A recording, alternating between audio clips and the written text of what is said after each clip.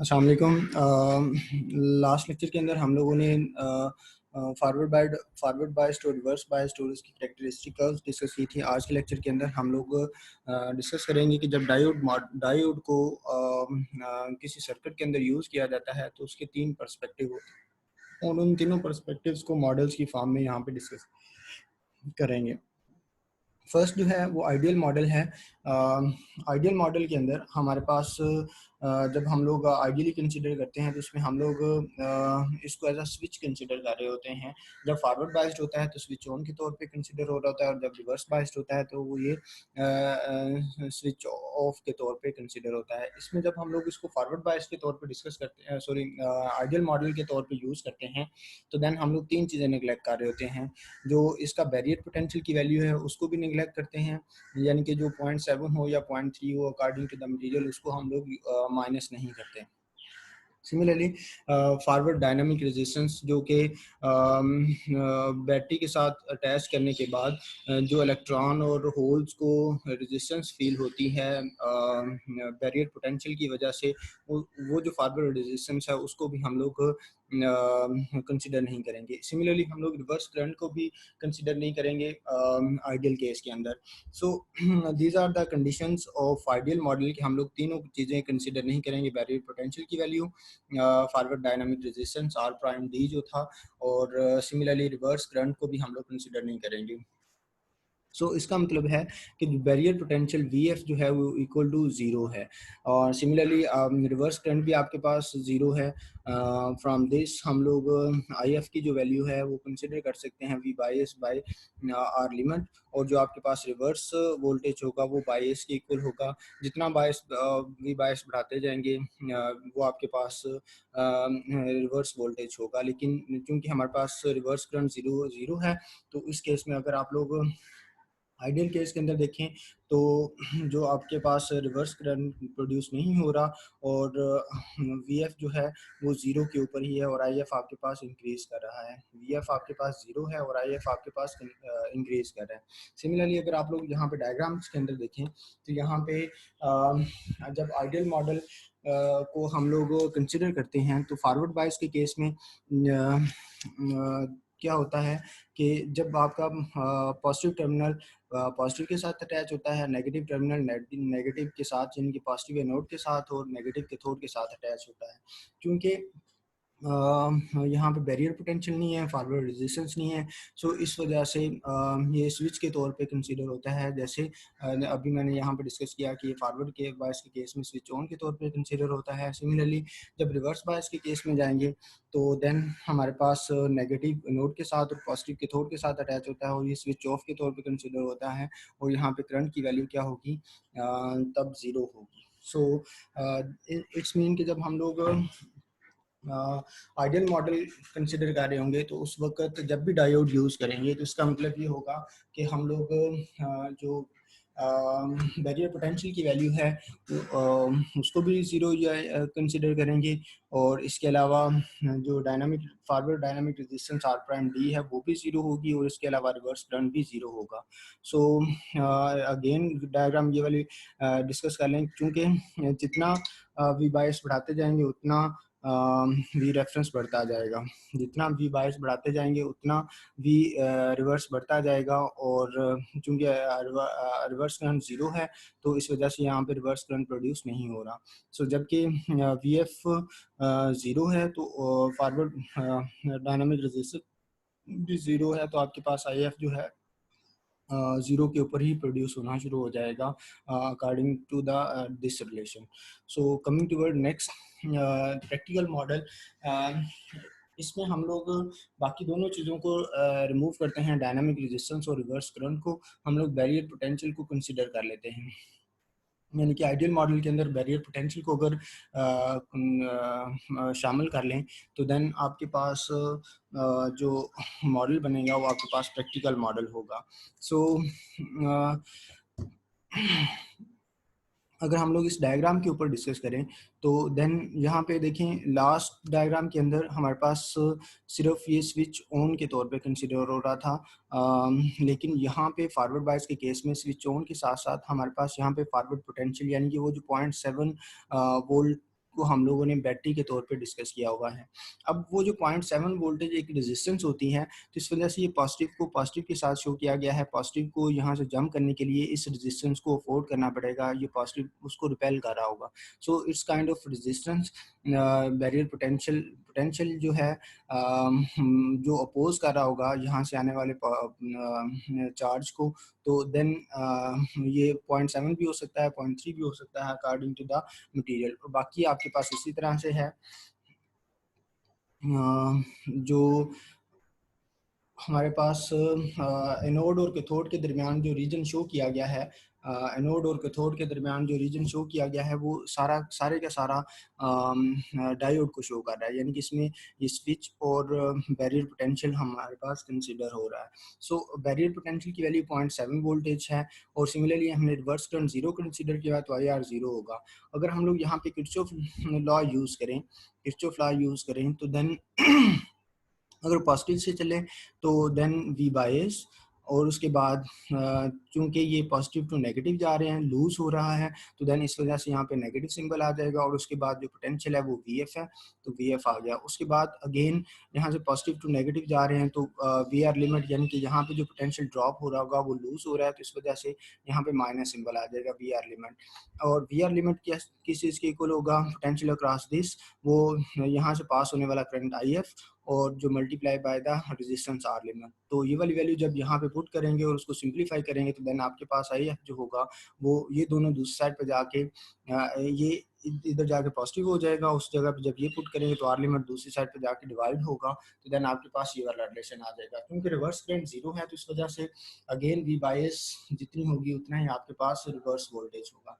और अगेन इसमें से कंडक्शन कब स्टार्ट होगी, इसमें से करंट कब फ्लो करना शुरू होगा, जब वी बायस की वैल्यू जो है वो 0.7 वोल्टेज से ज़्यादा हो जाएगी। वी बायस की वैल्यू जो है जब 0.7 वोल्टेज से ज़्यादा हो जाएगी, VF से ज़्यादा हो जाएगी, तो देन उसमें से IF करंट फ्लो करना शुरू कर देगा।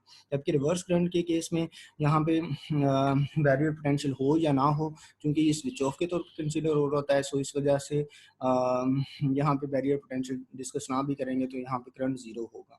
सो सिमिलरली नेक्स्ट जो है वो हमारे पास कंप्लीट डायोड मॉडल है। इसमें हम लोग बैरियर पोटेंशियल, फॉरवर्ड रेजिस्टेंस और रिवर्स करंट को कंसिडर करते हैं by considering a large resistance at the reverse biased, जिसको हम लोगों ने R' के साथ रिवर्स रेजिस्टेंस के तौर पे डिस्कस किया। ये क्यों किया है ये मैं थोड़ी देर तक एक्सप्लेन कर देता हूँ। जब हम लोग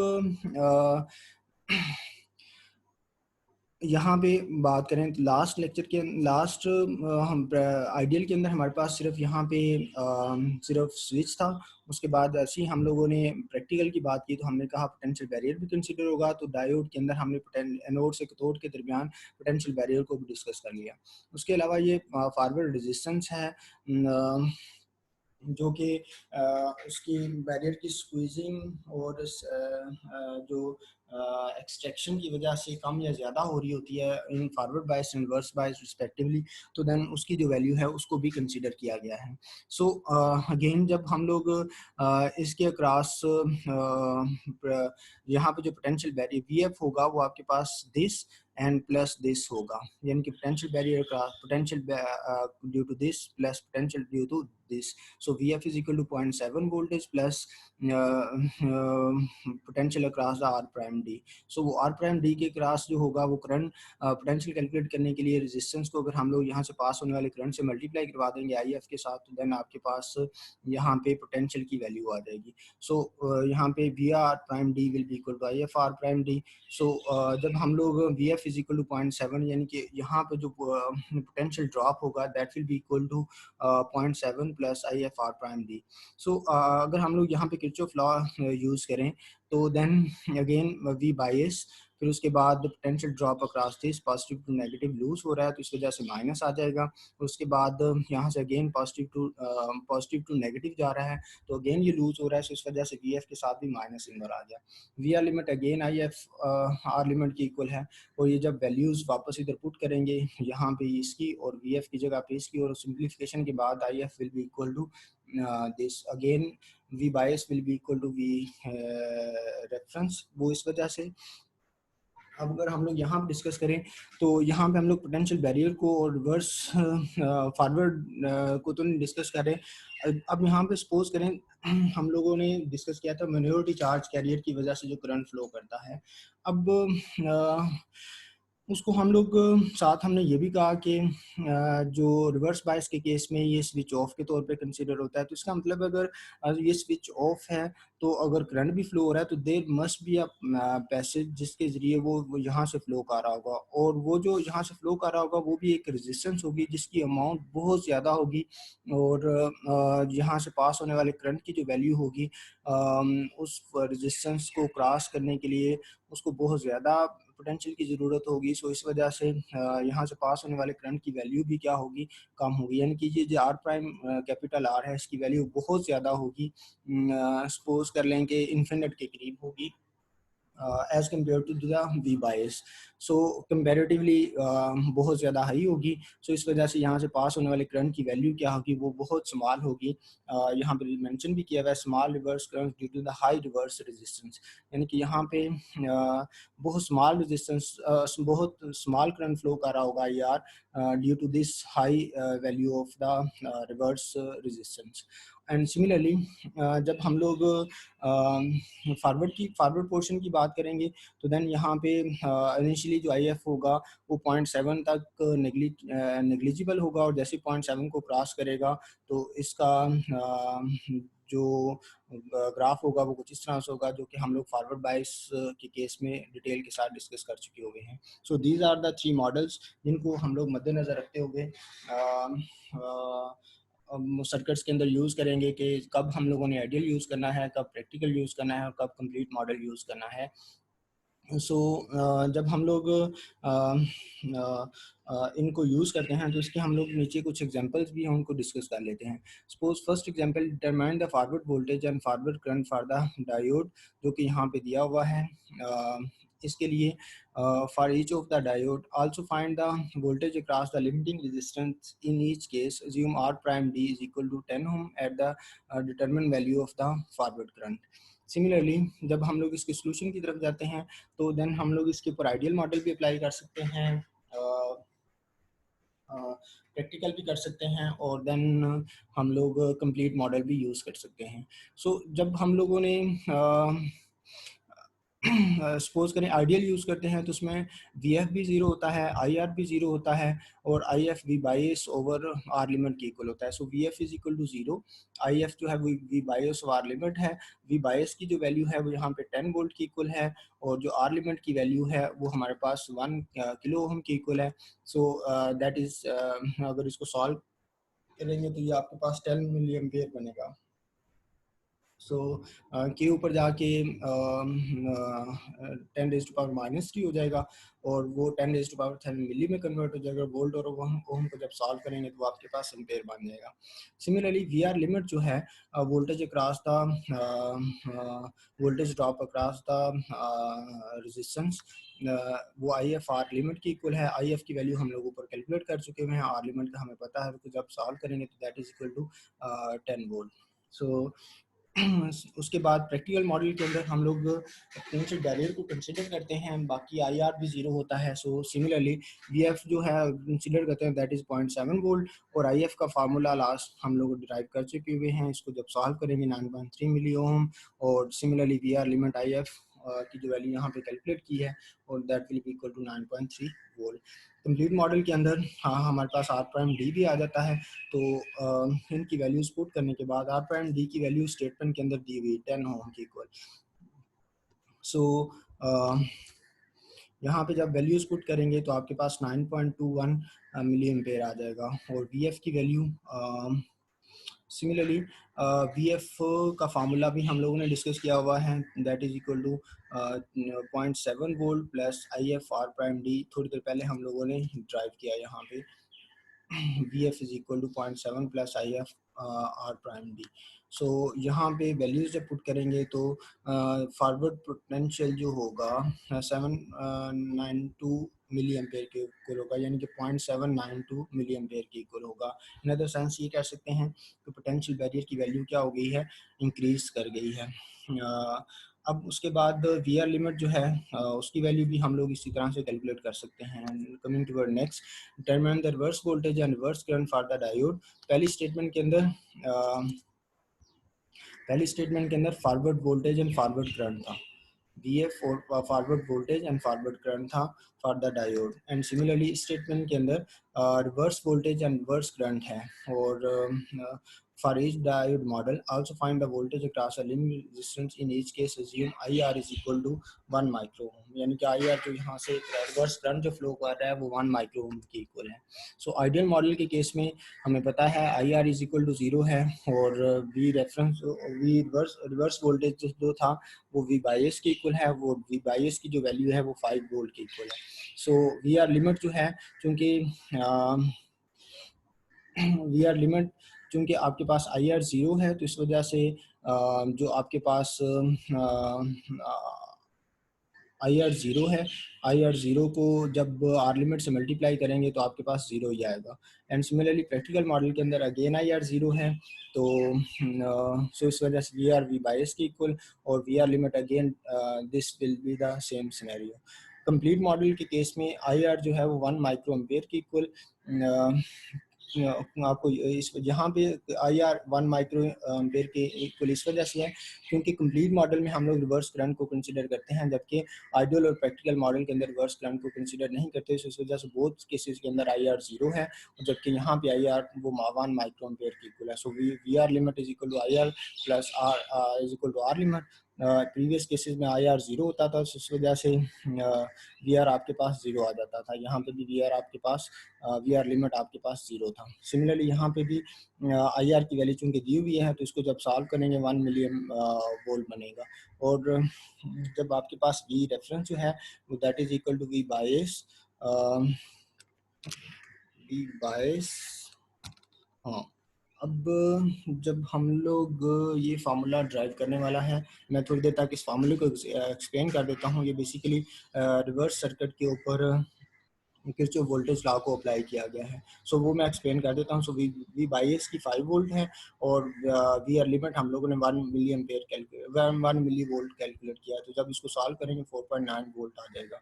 सो ये वाला जो फार्मूला है हम लोग यहाँ से ड्राइव कर सकते हैं जब यहाँ पे अप्लाई करेंगे।